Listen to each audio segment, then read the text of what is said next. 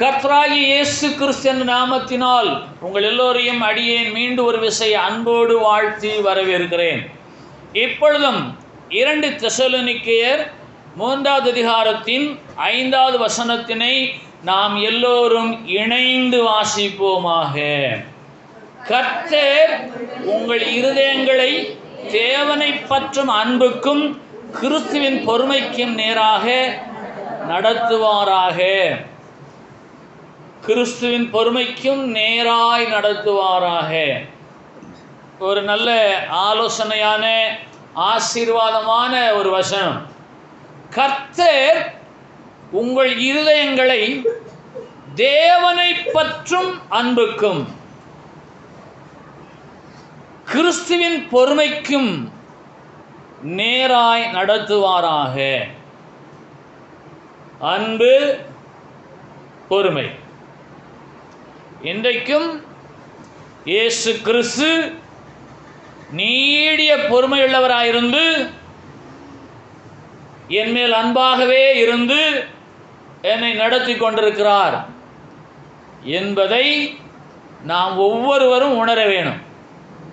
எப்படி என்றால், பலவீனனாய் இருந்தாலும் அசட்டை செய்கிறவனாய் இருந்தாலும் அவரை கனப்படுத்த தவறி போனாலும் சில நேரங்களிலே அவர் விசுவாசியாமல் போனாலும் அவர் நீடிய பொறுமையுள்ளவராயிருந்து நம்மேல் அன்புள்ளவராயிருந்து இந்த வருஷத்தின் 11வது மாதத்தின் 2வது நாள் வரையிலும் ஜீவன் தப்ப கிருபை செய்திருக்கிறார்.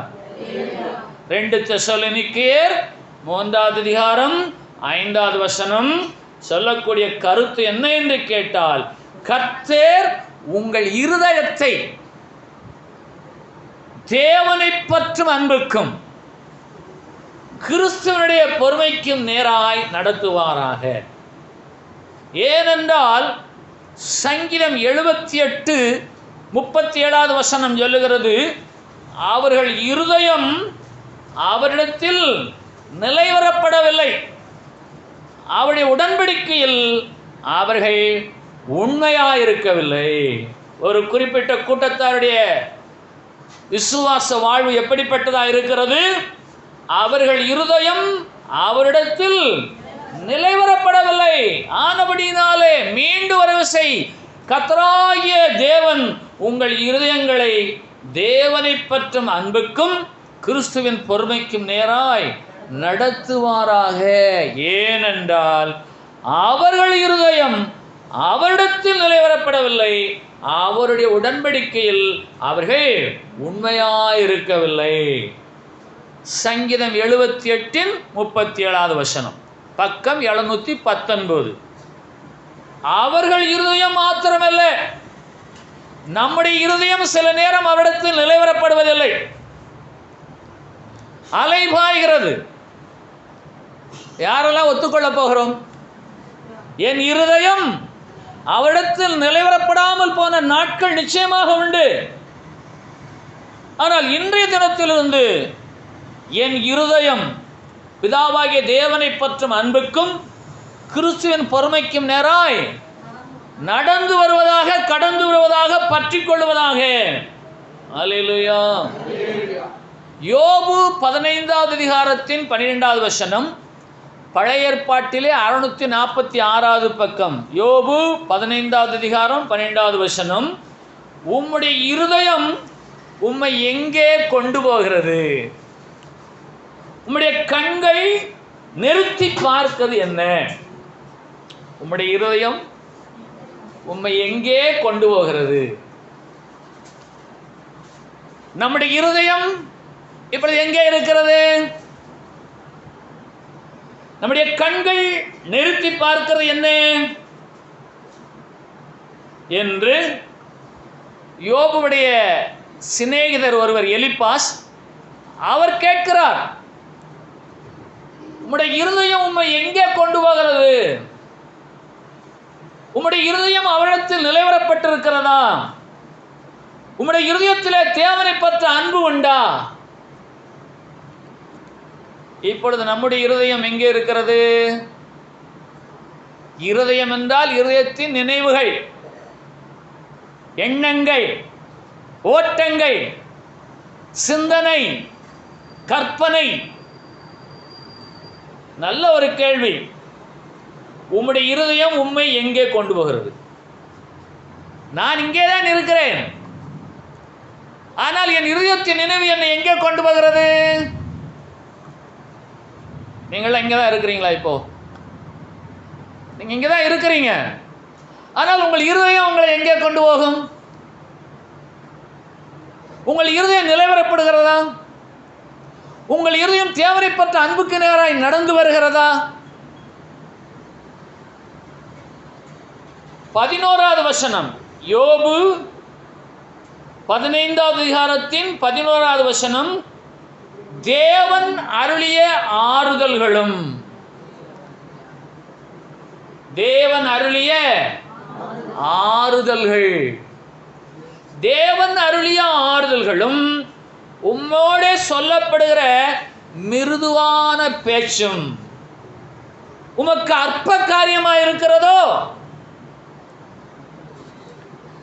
தேவனுடைய மிருதுவான சொல்லப்படுகிற மிருதுவான மென்மையான பேச்சு, வசனம், வார்த்தைகள் உமக்கு அற்ப காரியமாக இருக்கிறதோ? ஆகவே நம்முடைய இருதயம் இப்போது இங்கே நிலைவரப்படுவதாக.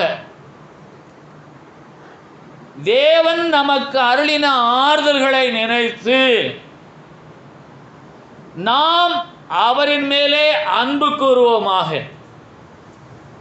கடந்து வந்த 4 வசனங்களிலும் இருதயம் இருதயம் இருதயம் இருதயம் என்று எழுதப்பட்டிருக்கிறது. யோபு 15வது அதிகாரத்தின் 12வது வசனத்தில் யோபுடைய சிநேகிதனாய் எலிப்பாஸ் கேட்கிறார், உம்முடைய இருதயம் உம்மை எங்கே கொண்டு போகிறது? இந்த கேள்வியை உங்களுக்கு நீங்களே கேட்டுக்கொள்ள வேணும். என்னுடைய இருதயம் என்னை எங்கே கொண்டு போகிறது? அது தேவனை பற்ற அன்புக்கு நேராகவும் கிறிஸ்துவின் பொறுமைக்கு நேராகவும் என்னை கொண்டு போகிறதா? இல்லை என்று சொன்னால் என் இருதயம் நிலைவரப்படாமல் அவருடைய உடன்படிக்கையில் உண்மையில்லாதவனாய் நான் காணப்படுகிறேனா? இந்த 4 வசனத்தையும் நீங்கள் வேத வாசிப்பு நேரத்தில் வாசித்து ஆவியாகிய கடவுள் எவ்வளவு அற்புதமாக, அழகாக, வரிசையாக ஒன்றுக்கொன்று தொடர்புள்ளபடியே எழுதி வைத்திருக்கிறார். 2 தெசலோனிக்கேயர் 3வது அதிகாரத்தின் 5வது வசனத்தோடு சங்கீதம் 78:37, சங்கீதம் 78:37 யோபு 15:12, 11 வசனங்கள் ஒன்றுக்கொன்று இணைகிறது, ஒன்றுக்கொன்று இணைந்து காணப்படுகிறது. அப்ப தேவனை பற்ற அன்பு அதிலே நிலைவரப்பட வேணும். என்னுடைய இருதயம் எங்கேயும் செல்லவில்லை, இயேசு கிறிஸ்துவின் பொறுமைக்கு நேராக என்னை திருப்புகிறது. என் இருதயத்தின் நினைவு. ஆகவே தேவன் அருளிய ஆறுதல்களும். 12வது வசனம் யோபு 15வது அதிகாரம், மன்னிக்கவும் 11வது வசனம் யோபு 15:11. எல்லோருமாய் அந்த வசனத்திலே உங்களுடைய கண்களை இருத்துங்கள். தேவன் அருளிய ஆறுதல்களும். தேவன் அருளிய ஆறுதல்களும். நமக்கு அவர் ஆறுதல் செய்திருக்கிறார். 10 மாதங்களிலும் நம்மை நடத்தி இந்த 11வது மாதத்தின் 2வது நாள் வரையிலும் நாம் ஆறுதல் அடையும்படிக்கு நமக்கு அருள் செய்திருக்கிறார். தேவன் அருளிய ஆறுதல்கள். அல்லேலூயா. பிலிப்பியர் 1வது அதிகாரம் 29வது வசனம், பக்கம் 271 புதிய ஏற்பாட்டிலே. பிலிப்பியர் 1வது அதிகாரம் 29வது வசனம், ஏனெனில் கிறிஸ்துவனிடத்தில் விசுவாசிக்கிறதற்கு மாத்திரமல்ல, அவர் நிமித்தமாக பாடுபடுவதற்கும் உங்களுக்கு அருளப்பட்டிருக்கிறது. கிறிஸ்துவ நிமித்தம் விசுவாசிக்கிறதுக்கு மாத்திரமல்ல, அவர் நிமித்தமாக பாடுபடுகிறதற்கும் உங்களுக்கு அருளப்பட்டிருக்கிறது. அவர் அருளிய ஆறுதல்கள். பாடுகள் மத்தியிலே, தேவைகள் மத்தியிலே, துன்பங்கள், துயரங்கள், கண்ணீர், கவலைகள் மத்தியிலே தேவன் அருளிய ஆறுதல்கள் அவரை விசுவாசிக்கிறதுக்கு மாத்திரமல்ல, அவர் நிமித்தமாக பாடுபடுவதற்கும் உங்களுக்கு அவருடைய கிருபை அருளப்பட்டிருக்கிறது. ஆகவே தேவன் அருளிய ஆறுதல்கள் ஒவ்வொரு நாளும் அவர் கிருபையாய் நம்மை நடத்துகிறார். அதுதான் அவர் நிமித்தமாக பாடுபடுகிற நாம் நமக்கு ஆறுதலை சுதந்திரித்துக் கொள்ளும்படியாக தேவன் அருளிய சொல்லி முடியாத ஈவுகளுக்காக அவருக்கு ஸ்தோத்திரம் என்று வேதம் சொல்கிறது. பாடுகள் இல்லாத மனிதர்களே கிடையாது. பாடுகளிலே வித்தியாசமான பாடுகள் எல்லாம் இருக்கிறது. யோபு 27வது அதிகாரத்தின் 6வது வசனம், பழைய ஏற்பாட்டிலே 656வது பக்கம். என் நீதியை கெட்டியாய் பிடித்திருக்கிறேன், அதை நான் விட்டுவிடேன். நான் உயிரோடு இருக்கும் அளவும் என் இருதயம் என்னை நிந்திக்காது. என் இருதயம் அவரில் நிலைவரப்பட்டிருக்கிறது. என் இருதயம் என் தேவனாகிய கர்த்தரையே பற்றி கொண்டிருக்கிறது. என் இருதயம் என்னை அவிடத்திலே கொண்டு போகிறது.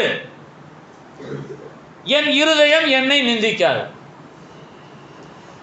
கிறிஸ்துவ நிமித்தமாக பாடுகள் வரும் பொழுது உங்களுடைய இருதயம் அவரில் நிலைவரப்படுவதாக. துன்பங்கள், துயரம் வரும்போது உங்கள் இருதயங்கள் அவரையே பற்றி கொள்வதாக. எவ்வளவு நெருக்கங்கள் வந்தாலும் உங்களுடைய இருதயம் உங்களை நிந்திக்க நீங்கள் இடம் கொடாது இருப்பீர்களாக. இந்த மனசாட்சின்னு சொல்றாங்கல்ல, மனசாட்சி நமக்குள்ளாக இருக்கக்கூடிய ஒரு ஆளுமை தன்மை, நம்மை ஆண்டு கொண்டிருக்கிற மனசாட்சி. வழக்க சொல் என்ன சொல்லுகிறார்கள்? நீ உன் மனதை தொட்டு சொல்லு. மனதை எங்கே தொடுவது, எப்படி தொடுவது? யோபு சொல்லுகிறார், என் இருதயம் என்னை நிந்திக்காது. ஏன் என்று கேட்டால் என் இருதயம் அவரிலே நிலைவரப்பட்டிருக்கிறது. யோபுடைய நண்பனாகி எலிப்பாஸ் கேட்கிறார், யோபு 15:11 தேவன் அருளிய ஆறுதல்களும் உம்மோட சொல்லப்படுகிற மிருதுவான பேச்சும் உமக்கு அற்பகாரியமாக இருக்கிறதோ என்று சொல்லி அந்த யோபு அதை கேட்டுவிட்டு யோபு 27வது அதிகாரத்தின் 6வது வசனத்தை சொல்லுகிறார், என் நீதியை கெட்டியாய் பிடித்திருக்கிறேன், அதை நான் விட்டுவிடேன். நான் உயிரோடு இருக்கும் அளவும் என் இருதயம் என்னை நிந்திக்காது. அவருடைய இருதயம் அவரிடத்தில் நிலைவரப்படவில்லை. சங்கீதம் 78:37. அவரிடத்தில் நிலைவரப்பட்ட இருதயம், அவரை பற்றும் இருதயம், நமக்கு நாமே நம்மை நிந்திக்காத நம்முடைய இருதயம் நமக்கு தேவையாயிருக்கிறது. அல்லேலூயா. எல்லாம் தேவை என்ன? அதுக்கு தேவை என்ன? யோபு 27 அதிகாரத்தின் முதல் வசனம், 27 அதிகாரத்தின் 6வது வசனத்தின் முதல் வாக்கியம். யோபு 27 அதிகாரத்தின் 6வது வசனத்தின் முதல் வாக்கியம். ஒவ்வொருவரும் சொல்லுங்கள், என் நீதியை கெட்டியாய் பிடித்திருக்கிறேன், அதை நான் விட்டுவிடேன். நான் உயிரோடு இருக்கும் அளவும் என் இருதயம் என்னை நிந்திக்காது. மாறாக என் இருதயம் அவரிடத்தில் நிலைவரப்படும். அல்லேலூயா. இந்த இருதயத்தின் நிறைவினால் வாய் பேசும். இருதயம் மகா கேடுள்ளது. வேதத்தில் சொல்லப்படுகிற வசனங்கள். அப்போ கர்த்தராகிய தேவன் நம்மை பார்த்து கேட்கிறார், மகனே உன் இருதயத்தை எனக்கு தா என்று கேட்கிறார். ஆகவே இருதயம் என்றால் ஹார்ட். ஆனால் ஆங்கில வேதாகமத்தில் சொல்லப்படுகிற வாக்கியம் என்ன என்றால், வார்த்தை என்னவென்றால், எங்கெல்லாம் இருதயம் என்று தமிழில் எழுதப்பட்டிருக்கிறதோ அந்த தமிழ் வார்த்தைக்கு ஆங்கில வேதாகமத்தில் சொல்லப்படுகிற வார்த்தை மைண்ட் என்று சொல்லப்பட்டிருக்கிறது. ஆகவே நீங்கள் ஆங்கில வேதாகமத்திலே இந்த வசனங்களை தேடி பார்ப்பீர்கள் என்று சொன்னால் அங்கே மைண்ட் மைண்ட் மைண்ட் என்றே எழுதப்பட்டிருக்கிறது. அப்போ நம்முடைய நினைவுகள், நம்முடைய எண்ணங்கள், நம்முடைய யோசனைகள் அவரிலே நிலைவரப்பட்டிருப்பதாக. நம்முடைய எண்ணங்கள், யோசனைகள், நினைவுகள் எல்லாம் தேவனிடத்தில் நிலைவரப்பட்டிருப்பதாக. இல்லை, நீ அவரிடத்தில் நிலைவரப்படவில்லை என்று உங்கள் இருதயம் ஒருவேளை உங்களை பார்த்து பேசுமையானால், இந்த நாளிலே இருந்து உங்கள் இருதயம் தேவனை பற்ற அன்புக்கும் கிறிஸ்துவின் பொறுமைக்கும் நேராய் உங்களை நடத்துவதாக. கரங்களை வைத்து கர்த்தரை மேம்படுத்தலாம். நம்முடைய இருதயம் நம்மை பார்த்து சொல்ல வேணும், என்னுடைய இருதயம் என்னை நிந்திக்க நான் இடம் கொடாதபடிக்கு அவரிடத்தில் நான் நிலைவரப்பட்டு அவரை பற்றும் இருதயத்தோடு கூட நான் எப்போதும் காணப்படும்படியாய் கடந்து வந்த வசனங்கள் என்னை பக்குவப்படுத்துகிறது, என்னை எடுத்து கட்டுகிறது, என்னை நிலைப்படுத்துகிறது. ஆகவே 3 வாக்கியங்கள். 1, என் இருதயம் தேவனை பற்ற அன்புக்கு நேராய் இருக்கிறது. என் இருதயம் அவரை பற்றி கொண்டிருக்கிறது. என் இருதயம் என்னை எங்கேயோ கொண்டு செல்லவில்லை. என் இருதயம் என்னை நிந்திக்கவில்லை. இன்றைக்கு உங்கள் இருதயத்தின் நினைவுகளை நீங்கள் ஆராய்ந்து பாருங்கள். உங்களுடைய சொந்த கிறிஸ்தவ வாழ்வு எப்படிப்பட்டதா இருக்கிறது என்பதை ஒருவரால் நிதானிக்க முடியாது. நம் தேவனாகிய கர்த்தர் அறிகிறவராய் இருக்கிறார். இரண்டாவதாக, நம்முடைய இருதயமே நம்மை பார்த்து பேசுகிறது. யோபு 27 அதிகாரத்தின் 6வது வசனம் இன்றைக்கு உங்களுக்கு சொந்தமாவதாக. என் நீதியை கெட்டியாய் பிடித்திருக்கிறேன், அதை விட்டுவிடேன். நான் உயிரோடு இருக்கும் அளவும் என் இருதயம் என்னை நிந்திக்காது. அந்த 27வது அதிகாரத்தின் 6வது வசனத்தின் பிற்பகுதியில் 2 வாக்கியங்கள். நீங்கள் வாய்விட்டு சொல்லுங்க, நான் உயிரோடு இருக்கும் அளவும் என் இருதயம் என்னை நிந்திக்காது. காரணம் என்ன என்று கேட்டால், அவரை பற்றி விசுவாசத்தை நான் கட்டியாய்ப்படுத்தியிருக்கிறேன். என் நீதியை கட்டியாய்ப்படுத்தி இருக்கிறேன். ரோமர் 10வது அதிகாரத்தின் 3வது வசனம், எப்படி என்றால் அவர்கள் தேவ நீதியை அறியாமல் தங்கள் சுய நீதியை நிலைநிறுத்த தேடுகிறபடியால் தேவ நீதிக்கு கீழ்ப்படியாதிருக்கிறார்கள். என்னுடைய நீதி, சுயநீதி, தேவ நீதி. யோபு 27 அதிகாரத்தின் 6வது வசனத்தில் யோபு சொல்லுகிறார், என் நீதியை கெட்டியாய் பிடித்திருக்கிறேன் என்று. ரோமர் 10வது அதிகாரத்தின் 3வது வசனம் சொல்லுகிறது, அவர்கள் தேவ நீதியை அறியாமல் தங்கள் சுய நீதியை நிலைநிறுத்த தேடுகிறபடியால் தேவ நீதிக்கு கீழ்ப்படியாதிருக்கிறார்கள். எது சுயநீதி? தேவ நீதி என்றால் என்ன? நான் நீதியை கெட்டியாய் பிடித்திருக்கேன் என்றால் என்ன? ரோமர் 1வது அதிகாரத்தின் 17வது வசனம், விசுவாசத்தினாலே நீதிமான் பிழைப்பான் என்று எழுதியிருக்கிறபடி. ரோமர் 1வது அதிகாரம் 17வது வசனம், புதிய ஏற்பாட்டிலே 207வது பக்கம். விசுவாசத்தினாலே நீதிமான் பிழைப்பான் என்று எழுதியிருக்கிறபடி விசுவாசத்தினால் உண்டாகும் தேவநீதி. தேவநீதி என்றால் என்ன? தேவனாகிய கர்த்தரை விசுவாசிப்பதால் வரக்கூடிய விசுவாசமே தேவநீதி.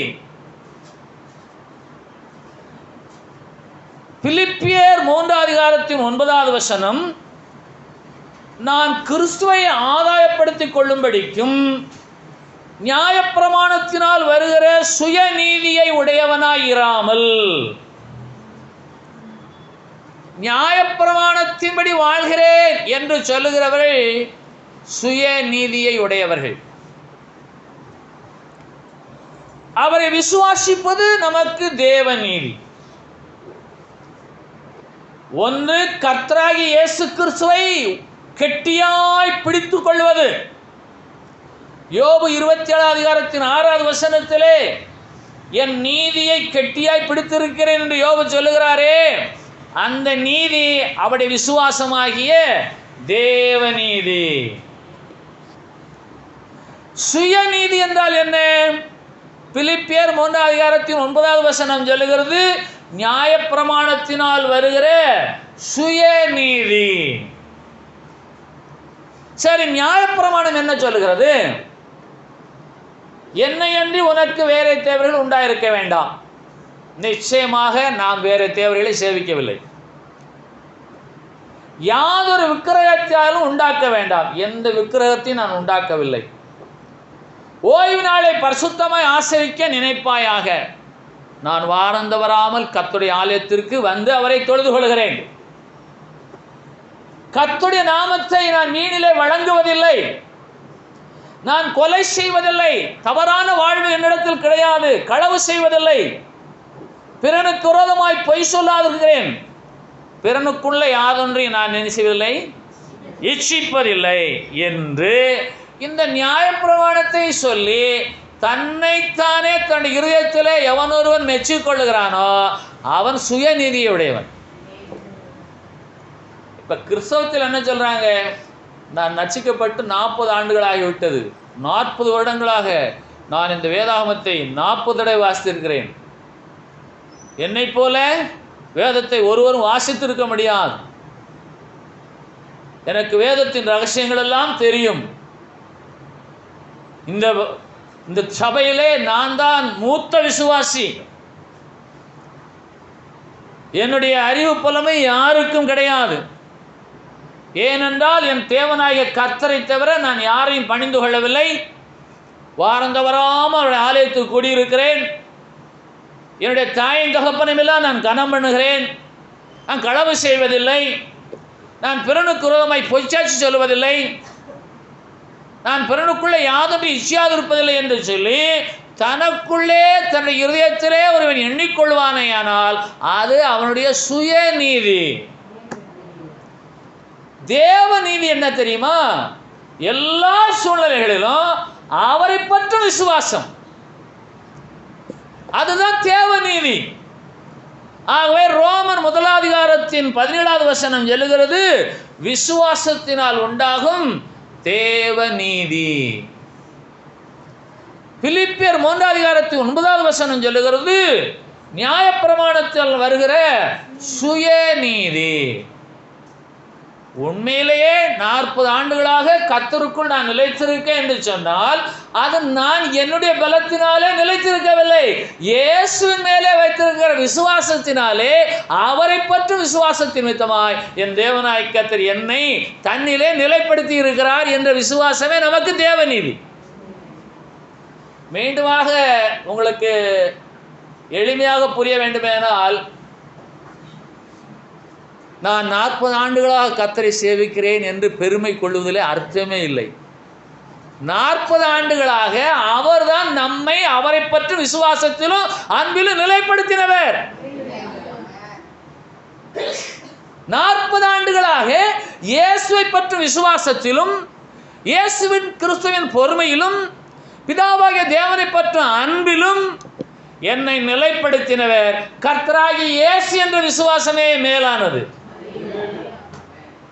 ஆகவே அவர்கள் தேவநீதியை அறியாமல், ரோமர் 10:3 அவர்கள் தேவநீதியை அறியாமல் தங்கள் சுய நீதியை நிலைநிறுத்த தேடுகிறபடியால் தேவநீதிக்கு கீழ்ப்படியாதிருக்கிறார்கள். ஆனபடினாலே அவர்கள் இருதயம் அவரிடத்தில் நிலைவரப்படவில்லை. அவருடைய உடன்படிக்கையில் அவர்கள் உண்மையாக இருக்கவில்லை. சங்கீதம் 78:37.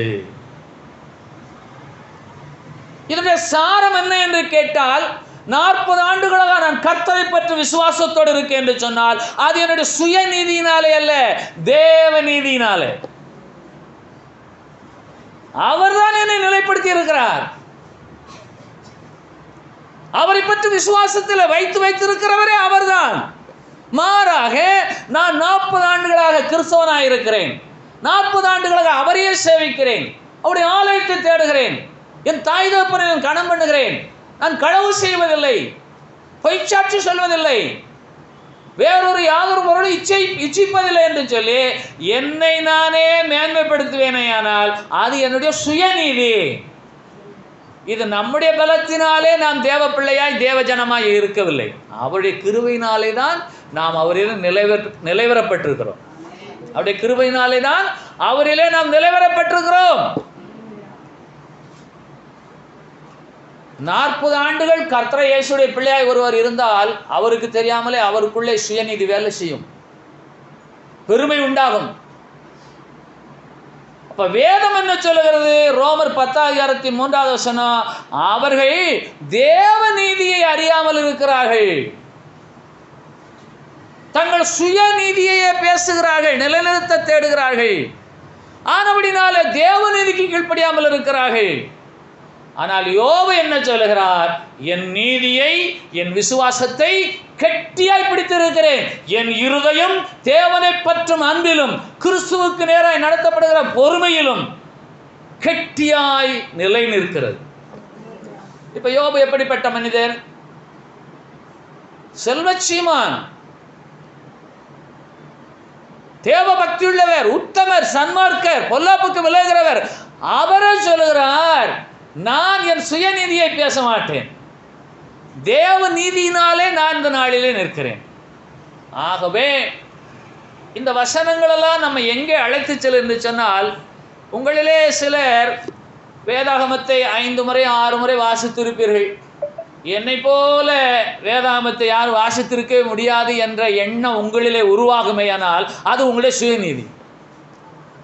நான் வாரந்தோறாம ஆலயத்துக்கு போவேன், அங்கே அவரை தொழுது கொள்வேன், உண்மையாய் தொழுது கொள்வேன் என்று சொல்லி நீங்கள் உங்களுடைய பிரயாசத்தையே முன்வைப்பீர்களே ஆனால் அது உங்களுடைய சுயநீதி.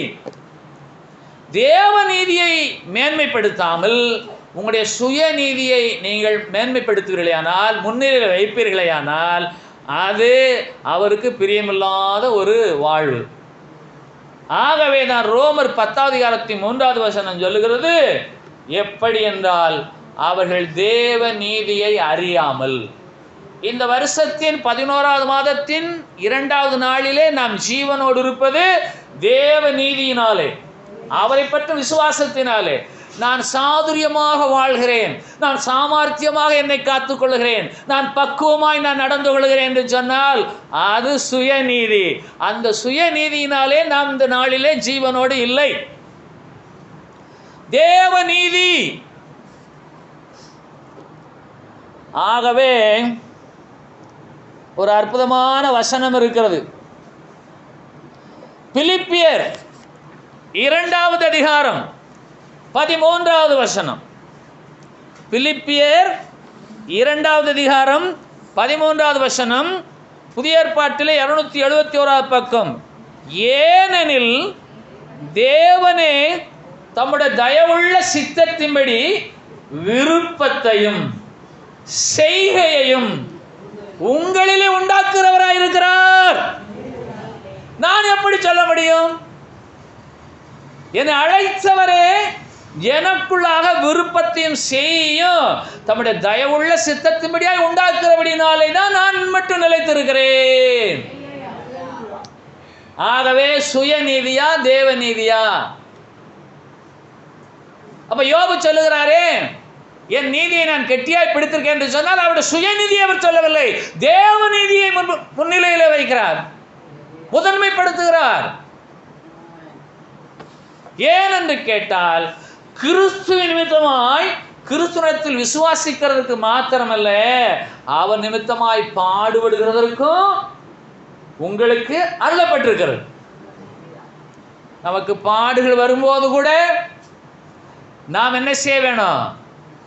நிலைவரப்பட்டிருக்க வேணும். அதுதான் சங்கீதம் 78:37 வசனம். அவரிடத்தில் அவருடைய இருதயம் நிலைவரப்படவில்லை, ஆனால் யோபுடைய இருதயம் நிலைவரப்பட்டிருந்தபடினாலே யோபு சொல்லுகிறார், என் நீதி சுய நீதி அல்ல, நான் பிடித்திருக்கிற நீதி தேவ நீதியாகிய விசுவாசம். அந்த விசுவாசத்தை நான் கெட்டியாய் பிடித்திருக்கிறேன். இந்த நாள் வரையில் நான் விட்டுவிடேன். இன்னும் நான் உயிரோடு இருக்க மட்டும், இனி வரும் காலங்களிலும் சாவு என்னை சந்திக்க வரையிலும், மரணம் எனக்கு நேரிடும் வரையிலும், விபத்தினால் என் உயிர் பிரியும் வரையிலும் என் இருதயம் என்னை நிந்திக்காது. ஏன் என்று கேட்டால், தேவனாகிய கர்த்தர் தம்முடைய தயவுள்ள சித்தத்தின்படியே விருப்பத்தையும் செய்கையையும் எங்களிலே என்னிலே உண்டாக்குறவராயிருக்கிறார். எல்லாம் கவனிங்க. உங்களுடைய பிள்ளை நன்றாக படித்து பட்டம் வாங்குறது என்று சொன்னால் அது அவருடைய சுய நீதினாலே இல்லை, சுய முயற்சினாலே இல்லை, சுய பிரயாசத்தினாலே தேவாதி தேவனுடைய தயவுள்ள சித்தத்தின்படியாய் அவர்களுக்கு விருப்பத்தையும் செய்கையையும் கொடுத்து தேவனாகிய கர்த்தரே அவர்களை உண்டாக்கி இருக்கிறார். இதை அறியாதவர்கள் இன்றைக்கு நல்ல பாடம் தெரிஞ்சா போதும், உள்ள இருதயம் சொல்லும், என் பாட்டை கேட்டு எத்தனை பேர் என்னை பாராட்டுறாங்க. நல்ல பிரசங்கம் பண்ண தெரிஞ்சா போதும், என் பிரசங்கத்தை எவ்வளோ பேர் மெச்சுறாங்க என்று இருதயம் பேசும். இது சுயநீதி. அதற்குத்தான் பிலிப்பியர் 2:13 வசனம் சொல்லுகிறது, விருப்பத்தையும் செய்கையும் உண்டாக்குகிறவர், உங்களிலே உண்டாக்குகிறவர், விருப்பத்தையும் செய்கையையும் உங்களிலே அவர் உண்டாக்கி இருக்கிறார், அவர் தம்முடைய தயவுள்ள சித்தத்தின்படியாக. ஆகவேதான் நாம் இந்த நாளில் நிலைத்திருக்கிறோம். நம்முடைய இருதயம் அவர்கள் நிலைவரப்படும்படியாய் விருப்பத்தையும் செய்கையும் அவரே நமக்கு கொடுக்கிறார். கிறிஸ்தவ வாழ்விலே பிரகாரம் முதன்மையாக அமரக்கூடிய பிரகாரம் கிறிஸ்தவ வாழ்விலே. இரண்டாவது பரிசுத்த ஸ்தலம். இப்போ வளர்ந்து வந்துட்டாங்க, பிரகாரத்திலிருந்து பரிசுத்த ஸ்தலத்துக்கு வந்துட்டாங்க. அங்கே இருந்து மகா பரிசுத்த ஸ்தலத்துக்கு போயாச்சு. இதுதான் ஆசரிப்பு கூடாரத்தில் உள்ள 3 அடுக்குகள். முதலாவது பிரகாரம், இரண்டாவது பரிசுத்த ஸ்தலம். பிரகாரத்தில் இருந்த ஒரு விசுவாச பிள்ளை பரிசுத்த ஸ்தலத்துக்கு பரிசுத்தமாக வாழ்கிறார். அவர் 40 ஆண்டுகளாக கிறிஸ்துவை ஏற்றுக்கொண்டு அவருக்காக வாழ்கிறபடினாலே இப்பொழுது அவர் மகா பரிசுத்த ஸ்தலத்திலே தேவனுடைய மகிமையை காணக்கூடிய ஒரு தேவ பிள்ளையாக இருக்கிறார். அவருக்கு சொப்பனங்கள், கனவுகள், தரிசனங்கள், ஞானமெல்லாம் உண்டாகும். இவர் என்ன செய்வார் என்று சொன்னால், என்னை போல ஒரு கிறிஸ்தவர் இங்கே உண்டோ என்று சொல்லி எண்ணுவாரேயானால் அவர் அப்படியே மகா பரிசுத்த ஸ்தலத்திலிருந்து வெளியே போய் பழைய வாழ்க்கைக்கே போய் விடுகிறவர். அதான் சில கிறிஸ்தவங்களை சொல்லுவாங்க, அவங்க ரொம்ப தீவிரம். பரிசுத்த ஸ்தலத்திலிருந்து மகா பரிசுத்த ஸ்தலம் போய் அங்கேருந்து மறுபடியும் பிரகாரம் போய் பிரகாரத்திலிருந்து வெளியே போயிட்டாங்க. இந்த வசனங்களால் நமக்கு சொல்லக்கூடிய ஆலோசனை என்ன தெரியுமா? விருப்பத்தையும் செய்கையும் தமது தயவுள்ள சித்தத்தின்படி என்னை அவர் உண்டாக்கித்தான் என்னை நடத்தி கொண்டிருக்கிறார். சிலருக்கு அந்த நினைவெல்லாம் கிடையாது. நான் நினைத்தால் செய்வேன் என்று சொல்வார். நீங்க என்ன நினைச்சாலும் அவர் தம்முடைய தயவுள்ள சித்தத்தின்படி நமக்கு விருப்பத்தையும் செய்கையையும். இப்போ காலையில் எந்திரிச்சு எல்லாருக்கும் ஜெபம் பண்ணணும்னு விருப்பம், தூங்கவும் விருப்பம். இதில் எந்த விருப்பம் நிறைவேற போகிறது? பாடு தூங்கிட வேண்டியதான். இப்போ சில பேர் இதெல்லாம் அறியறதில்ல. நான் நினைச்சேன் செஞ்சேன், அது சுயநீதி. நான் இயேசுவையே பின்பற்றுகிற தேவ பிள்ளை, என் தாயின் தகப்பனை மதிக்கிற ஒரு தேவ பிள்ளை, நான் களவு செய்யறது இல்லை, நான் பொய் சொல்றதே கிடையாது, என்னிடத்து தவறான வாழ்வியல் முறைகள் இல்லை, யாருக்குரிய நான் அபரிக்கவில்லை, இந்த நாள் வரை என் கரங்கள் சுத்தம் என்று சொல்லி ஒருவேளை அவருடைய இருதயத்தில் நினைத்தார், அது அவருடைய சுயநீதி. தேவநீதி என்ன என்று கேட்டால், இப்படியாக நான் வாழ்வதெல்லாம் கிறிஸ்துவை பற்றி விசுவாசத்தினால் வாழ்கிறேன் என்று நினைப்பதே தேவநீதி. அப்ப சில பேர் சொல்லுவாங்க, ரொம்ப தங்கமான மனுஷன். அவர் தங்கமான மனுஷனாகவே இருக்க காரணமே தேவன் தம்முடைய தயவுள்ள சித்தத்தின்படியாய் விருப்பத்தையும் செய்யையும் அவர்களே உண்டாக்கி கொண்டே இருக்கிறார். ஆகவேதான் அவருடைய நீதியை அவர் கெட்டியாய் பிடித்திருக்கிறார். அதை விட்டுவிடவில்லை. அவருடைய இருதயம் அவர் நிந்திக்கவில்லை. அதைத்தான் யோபு சொல்லுகிறார், என் நீதியை நான் கெட்டியாய் பிடித்திருக்கேன் என்று சொன்னால் ஆபிரகாம் தேவனை விசுவாசித்தார், அது அவருக்கு நீதியாக எண்ணப்பட்டது. அது மாத்திரமல்ல, விசுவாசத்தினால் உண்டாகும் தேவ நீதி. ரோமர் 1:17 வசனம். இந்த நாளிலே இந்த வசனத்தின் மூலமாய் நமக்கு கிடைக்கக்கூடிய ஆதாயம் என்ன என்று கேட்டால், நான் நடப்பது அவரை பற்றி விசுவாசத்தினாலே, நான் நோயற்று வாழ்வது அவரை பற்றி விசுவாசத்தினாலே, என் தேவைகள் சந்திக்கப்படுவது அவரை பற்றி விசுவாசத்தினாலே. ஏனென்று கேட்டால், இவர்கள் இருதயங்கள் சுயநீதியை பற்றி கொண்டிருக்கிறபடினாலே தேவநீதியை அறியாமல் தேவநீதியாகிய விசுவாசத்துக்கு கீழ்ப்படியாமல் இருக்கிறார்கள் என்று ரோமர் 10:3 வசனம் சொல்லுகிறது. அல்லேலூயா. அதனால நீங்கள் உங்கள் பிள்ளைங்களாம் நல்லா இருக்காங்க, நல்ல மார்க் வாங்குறாங்க, வேலைக்கு போகிறாங்க, உங்கள் வீட்டில் சந்தோஷமாக சமாதானமாக இருக்கீங்க, உங்கள் தேவைகளெல்லாம் சந்திக்கப்படுகிறது, நீங்கள் உடல் ஆரோக்கியமாக இருக்கிறீர்கள், உங்களுக்கு எந்த வித வியாதி உண்டாகவில்லை என்று சொன்னால் அது உங்களாலே அல்ல, தேவாதி தேவனா. நீங்கள் மாடிப்படி ஏறும்போதே அந்த மாடி 2 உடஞ்சிட்டு அணிச முடியும்? யோசிச்சிருக்கீங்களா? நீங்கள் போகிற கார் அப்பளமாக நொறுங்கி உங்களை பிச்சு பிச்சு எடுத்து என்ன ஆகும்? ரொம்ப அற்புதமான வசனம் இதுதான். பிலிப்பியர் 2:13 வசனம். ஏனெனில் தேவனே தம்முடைய தயவுள்ள சித்தத்தின்படி விருப்பத்தையும் செய்யையும் உங்களிலே உண்டாக்குகிறவராயிருக்கிறார். இந்த வசனத்தை மனப்பாடம் பண்ணுங்க. பிலிப்பியர் 2:13 வசனத்தை மனப்பாடம் பண்ணுங்க. ஒரு காகிதத்தில் எழுதி உங்கள் வீட்டின் கதவிலே ஒட்டி ஒவ்வொரு நாளும் அதை தியானம் பண்ணுங்க. ஒரு நோய் இருக்கிறது. அந்த நோய் என்ன என்று கேட்டால், நீங்கள் எழுந்திருக்க வேண்டும் என்று நினைத்து ஒரு 15 வினாடிகள் கழித்து தான் நீங்கள் எந்திரிக்கவே முடியும். யாரெல்லாம் கேள்விப்பட்டிருக்கீங்க? ஒரு நோய் இருக்கிறது. அந்த நோய் என்ன என்று கேட்டால், உங்களுடைய நினைவு எழுந்திருக்க வேண்டும் என்று நினைக்கிறீர்கள், ஆனால் உங்கள் உடல் உறுப்புகள் எழுந்திருக்க 15 வினாடிகள் ஆகும். உடனே எந்திரிக்க முடியாது.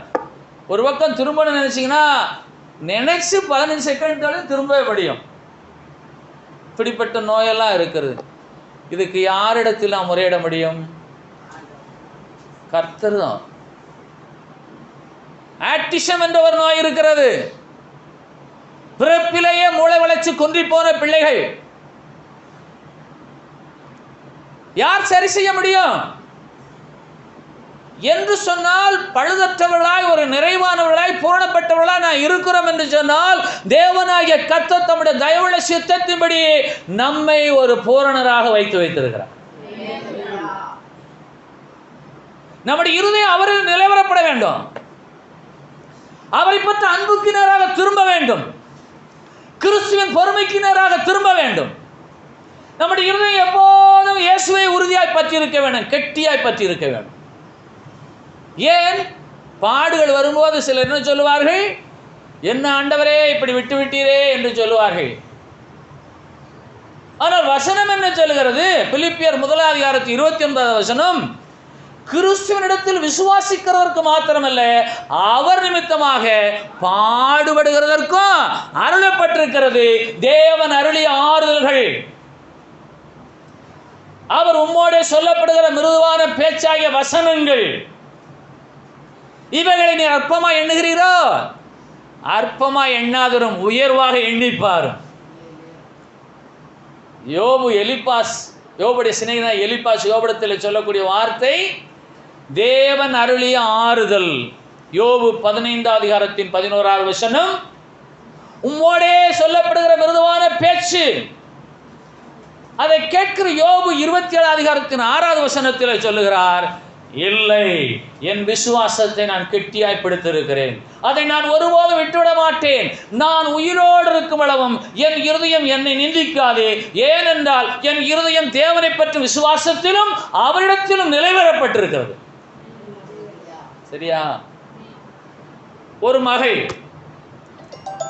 11ஆம் பரீட்சையில் தேர்வு எழுதி கொண்டிருக்கும் பொழுது அவருடைய தேர்வறைக்குள்ளாக என்ஃபோர்ஸ்மெண்ட் ஆபீசர்கள் வந்து விட்டார்கள். அந்த மகள் படிச்சிருந்த பாடம் பூரா மறந்து போச்சு. அந்த மகள் தேர்ச்சி அடையவே முடியவில்லை. இன்னொருவர் சொன்னார், என் மகன் பெரிய டாக்டராக வருவார் என்று சொல்லி. அவர் 4 பாடங்களை சரியாக எழுதிவிட்டு 5வது பாடத்தை எழுதும்போது எங்கே போனார்ன்றே தெரியவில்லை. பள்ளியிலே அவரை தேடினார்கள். எக்ஸாம் ஹாலில் காணும், அவர் சீட்டு மட்டும் காலியாக இருக்குது. நல்லா படிக்கிற தம்பி. ஹெட்மாஸ்டர் தேடுகிறார், வகுப்பாசிரியர் தேடுகிறார், அங்கே இருக்கிறவங்க தேடுகிறார்கள். நேரமாச்சு, அந்த தம்பி மட்டும் காணவில்லை என்று சொல்லி மற்ற மாணவர்கள் எழுதி கொண்டே இருக்கிறார்கள். அவர் கடைசி வரையும் வரவில்லை. புத்தி பேதலித்தவராய் அவர் ரயில்வே ஸ்டேஷனில் போய் பெஞ்சில் அமர்ந்திருந்தார். உண்மையிலே நடந்த சம்பவம். ஆகவே தேவன் தம்முடைய தயவுள்ள சித்தத்தின்படியே விருப்பத்தையும், விருப்பம் என்ன? எல்லா பாடத்தையும் நல்லா படிக்கணும். படித்தாச்சு. இப்போ செய்கை என்ன? படித்த பாடங்களை கேட்கப்படும் கேள்விக்கு தக்கதாக தெளிவாக பதில் எழுத வேணும். அந்த செய்கை அவரிலே இல்லை. காரணம் என்ன? என் மகன் இரவு பகலாய் படிக்கிறவன், இது சுயநீதி. என் மகனை போல நல்ல மாணவனே கிடையாது, இது சுயநீதி. அவன் முதல் தரமான மாணவன் என் பள்ளியில, இது சுயநீதி. நன்றாக கவனிங்கள். தேவனே தம்முடைய தயவுள்ள சித்தத்தின்படி நம்மிலே விருப்பத்தை கொடுத்து அதை செயலாற்றும்படியான வல்லமையை கொடுக்கிறவர். இது அவரை பற்றும் விசுவாசத்தினால் நமக்கு உண்டாயிருப்பதாக. அதனால நீங்க ரொம்ப திறமையா நடந்துட்டு இருக்கோம் அப்படி சொல்லி யார் நினைச்சா அதெல்லாம் தவறு. ஆகவே தான் ரோமர் 10:3 சொல்லுகிறது, எப்படி என்றால் அவர்கள் தேவ நீதியை அறியவில்லை, தங்கள் சுய நீதியை நிலைநிறுத்த தேடுகிறார்கள், தேவ நீதிக்கு கீழ்ப்படியாது இருக்கிறார்கள், விசுவாச வாழ்வு இடத்தில் இல்லை என்று வேதம் சொல்லுகிறது. நாங்க என்னதான் செய்யணும் என்று நீங்கள் கேட்டால், ஒரு அடி எடுத்து வச்சாலும் இயேசுடைய கிருபையினாலே தான் நான் நடக்கிறேன். நான் நடக்க வேண்டும் என்ற விருப்பத்தையும் அந்த செய்கையையும் அவரை என்னிலே உண்டாக்குகிறார். நான் புசிக்கிறேன். சாப்பாட்டை கண்டு அதன் மேல் விருப்பம் கொண்டு, நல்லா இருக்கா வார்த்தை? சாப்பாட்டை கண்டு அதன் மேல் விருப்பத்தை கொண்டு அதை கைகளினால் அள்ளி கரெக்டா வாய்க்குள்ள திணிக்கிறது யாராலே? அவராலே. புதிதாய் பிறந்த குழந்தைக்கு ஊட்ட கற்றுக் கொடுங்கள். தட்டிலே சாப்பாட்டை வைத்து தம்பி சாப்பிடுன்னு சொன்னால் அவன் அள்ளி முகத்தில் எழுகுவான். அவன் இன்னும் தேரவில்லை. ஆகவே இந்த உலகத்திலே நாம் பார்ப்பது யாராலே? அவராலே. நாம் உலகத்தை காண்பது யாராலே? அவராலே. இந்த உலகத்திலே பாவிகமத்திலே பரிசுத்தனாய் இருப்பது யாராலே? சொல்லவே மாட்டீங்க. தேவனை பற்றும் அன்புக்கும் கிறிஸ்துவின் பொறுமைக்கு நீராக உங்கள் இருதயம் திருப்பப்படுவதாக. தேவனை பற்றும் அன்புக்கும். அல்லேலூயா. அதனால இந்த வருஷம் வெக வேகமாக ஓடிவிட்டது. இன்னும் வேகமாக இது பிரயாணிக்க போகிறது. இந்த வருஷத்தின் 11வது மாதத்தின் 2வது நாள் வரையிலும், 11வது மாதத்தின் இந்த 2வது நாள் வரையிலும் என் வாழ்க்கை கர்த்தராய் இயேசுவை பற்றும் விசுவாசத்தினாலே ஓடிக்கொண்டிருக்கு என்பதை நீங்கள் நினைப்பீர்களேயானால், எண்ணுவீர்களேயானால், விசுவாசிப்பீர்களேயானால் நீங்கள் தேவ நீதியை சார்ந்திருக்கிற தேவப்பிள்ளை. ரொம்ப முக்கியம். ஆகினாலே நம்ம எல்லா நேரங்களிலும் கிறிஸ்துவை விசுவாசிக்கிறதுக்கு மாத்திரமல்ல, அவர் நிமித்தமாய் பாடுபடுகிறதற்கும் நமக்கு அருளப்பட்டிருக்கிறது. அந்த பாடுபத்திலே அவர் ஆறுதலை அருள்கிற தேவனாய் இருக்கிறார். அவர் இந்த வேத வசனங்களை மிருதுவான மென்மையான பாலாக நமக்கு வழங்கிக் கொண்டே இருக்கிறார். ஆகையினாலே கிறிஸ்தவ வாழ்விலே காலங்கள் செல்ல செல்ல ஒரு வசனத்தை எடுத்து வாசித்த உடனேயே 40 ஆண்டுகள் அனுபவமான விசுவாச பிள்ளைகள் இந்த வசனத்தை எடுத்து இந்த வசனத்தை தான் பேசுவார்னு சொல்லுவாங்க. இந்த வசனத்தை தொடர்ந்து அந்த வசனம் நிச்சயமாக அதில் சேரும்னு அங்கே பேசிக்கிட்டே இருப்பாங்க. இப்படியே இருக்கனால அவங்களுக்குள்ள என்ன வரும்னா ஒரு பெருமை வரும்.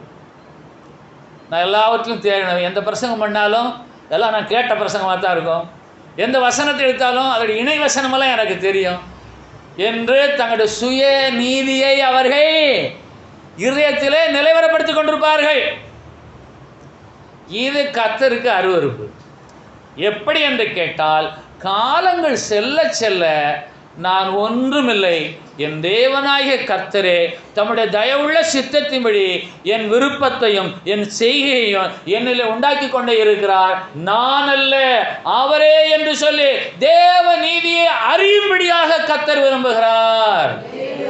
ஆகவே தான் ரோமர் 10:3 சொல்லுகிறது, அவர்கள் தேவ நீதியை நிறைவேற்றாமல் தங்கள் சுய நீதியை நிலைநிறுத்த தேடுகிறபடியால் அவர்கள் இருதயம் அவரிடத்தில் நிலைவரப்படவில்லை. சங்கீதம் 78:37. கர்த்தர்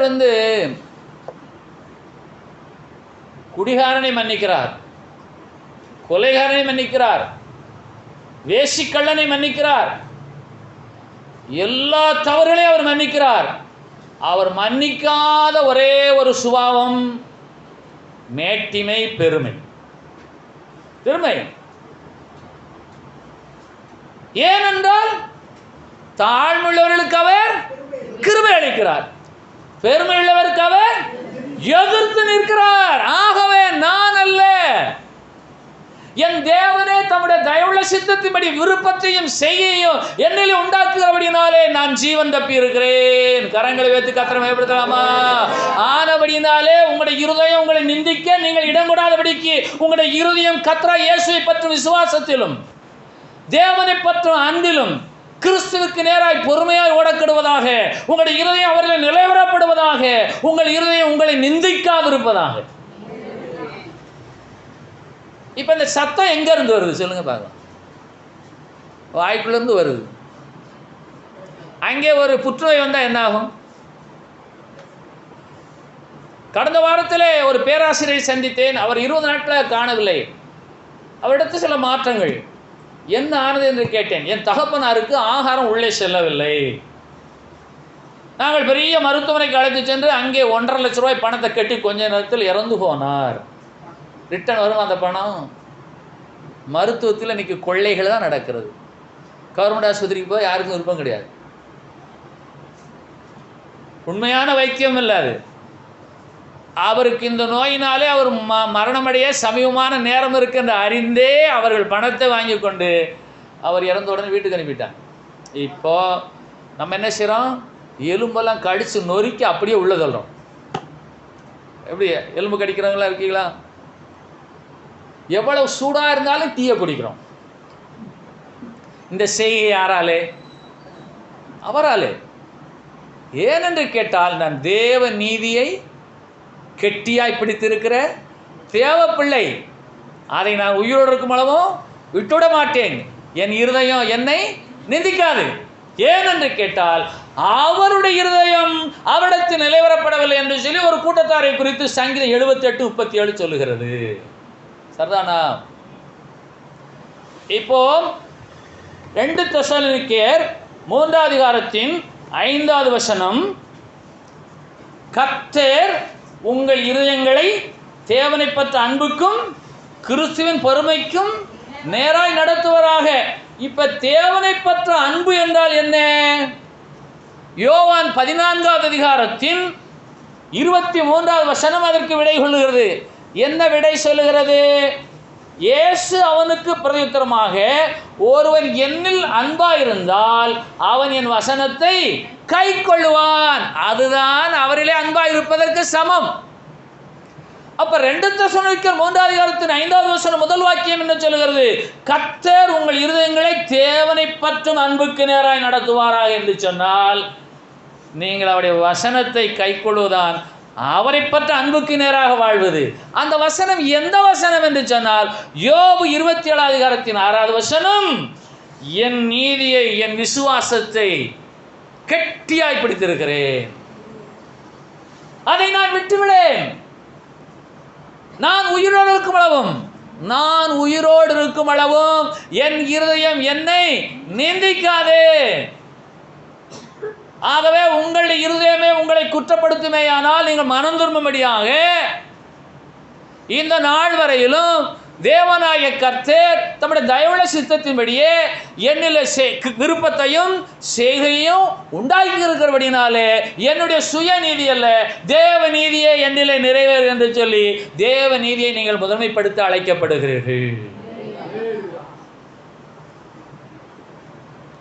முன்பு போல இப்போது நடக்க முடியவில்லை, முன்போல இப்போது புசிக்க முடியவில்லை, முன்பு போல தூக்கம் வர மறுக்கிறது, என்னில் ஏதேதோ பலவீனங்கள் எல்லாம் உண்டாகிறது என்று சொல்லக்கூடிய தேவ பிள்ளைகள் நான் அல்ல, தேவனே தம்முடைய தயவுள்ள சித்தத்தின்படியாய் என்னில விருப்பத்தையும் செய்கையையும் செயலாற்றி கொண்டிருக்கிறார். அதனால ரொம்ப ஈஸியாக நினைக்கிறோம், இந்த கையை இப்படி வச்சு இப்படி தூக்கணும், அதுக்கு எவ்வளோ நேரம் தெரியுமா? அதுக்கு எத்தனை நரம்புகள் வேலை செய்யுது? சிந்தித்து செயல்பட்டு இந்த கைகளை இப்படி தூக்கிறதுக்கு இப்போ ஸ்ட்ரோக் வந்தால் என்ன ஆகி போகுது? ஒரு காலை தூக்கி வைக்க 1 மணி நேரம் ஆகுதா? தேவனே தம்முடைய தயவுள்ள சித்தத்தின்படி விருப்பத்தையும் செய்யும் நம்மளை உண்டாக்கி கொண்டே இருக்கிறார் என்ற விசுவாசத்தை நான் உறுதியாய் பிடித்திருக்கிறேன், கெட்டியாய் பிடித்திருக்கிறேன். அதை நான் விட்டுவிடேன். உயிரோடு இருக்கும் அளவும் அதை நான் கெட்டியாய் பிடித்திருப்பேன். என் இருதயம் அவரில் நிலைவரப்பட்டிருக்கும். என் இருதயம் என்னை நிந்திக்காது. அப்படி சொல்லக்கூடிய கிறிஸ்துவ பிள்ளையை மாறுங்கள். திறமை எதுவுமே கிடையாது, நாம கிடையவே கிடையாது, நம்மளால ஒன்றும் செய்ய முடியாது. We are unable to do anything ourselves. நம்மளால நம்ம எதுவும் செய்ய முடியாது. ஆகவே நீதிமொழிகள் 23 அதிகாரத்தின் 15வது வசனம் சொல்லுகிறது, என் மகனே உன் இருதயம் ஞானம் உள்ளதா இருந்தால் என்னிலே என் இருதயம் மகிழும், உன் இருதயம் நிலைவரப்பட்டிருப்பதா. எல்லாம் எடுத்துட்டீங்களா அந்த வசனத்தை? நீதிமொழிகள் 23 அதிகாரம் 15வது வசனத்தை எல்லோருமாய் வாசிப்போமாக. என் மகனே என் மகளே உன் இருதயம் ஞானம் உள்ளதா இருந்தால் என்னிலே என் இருதயம் மகிழும். கர்த்தர் சொல்லுகிறார். ஆனபடியினாலே உங்கள் இருதயம் நிலைவரப்பட்டிருப்பதாக, உங்களுடைய இருதயம் தேவனை பற்றி விசுவாசத்திற்கு நேராக நடத்தப்படுவதாக, உங்கள் இருதயம் உங்களை நிந்திக்காதிருப்பதாக. அல்லேலூயா. அற்புதமான வசனம். பிலிப்பியர் 2 அதிகாரத்தின் 13வது வசனத்தையும் நீதிமொழிகள் 23 அதிகாரத்தின் 15வது வசனத்தையும் நீங்கள் அடிக்கடி நினைவிலே கொள்ளுங்கள். தேவனே தம்முடைய தயவுள்ள சித்தத்தின்படி விருப்பத்தையும் செய்கையையும் என்னிலே உண்டாக்கி கொண்டே இருக்கிறார். என் இருதயம் ஞானம் உள்ளதா இருக்கிறபடினாலே என்னை உண்டாக்கினேன். தேவனாய கர்த்தருடைய இருதயம் மகிழ்ச்சி அடைகிறது. அவர் மகிழத்தக்கதாக என் இருதயம் எப்போதும் தேவனை பற்றும் அன்பிற்கும் கிறிஸ்து இயேசுவின் பெருமைக்கு நேராக நடந்து வருவதாக, அதில் நிலைவரப்பட்டிருப்பதாக. ஆகவேதான் ஒரு கேள்வி எலிப்பாஸ் யோபை பார்த்து கேட்கிறார், உம்முடைய இருதயம் உம்மை எங்கே கொண்டு செல்கிறது? உம்முடைய சுயநீதிக்கு கொண்டு செல்கிறதா, தேவநீதிக்கு கொண்டு செல்கிறதா? நீர் தேவநீதிக்கு கீழ்ப்படிய போகிறீரா, இல்லை நம்முடைய சுயநீதியை பேசிக்கொண்டிருக்க போகிறீரா? நீர் சொல்ல முடியுமா, என் விசுவாசமாகிய நீதியை நான் கெட்டியாய் பிடித்திருக்கிறேன், அதை விட்டுவிடேன், நான் உயிரோடு இருக்கும் அளவும் என் இருதயம் என்னை நிந்திக்காது, என் இருதயத்தின் நிமித்தமாய் என் தேவாதி தேவனுடைய இருதயம் மகிழும். எல்லாருமாய் முழங்கால் படி.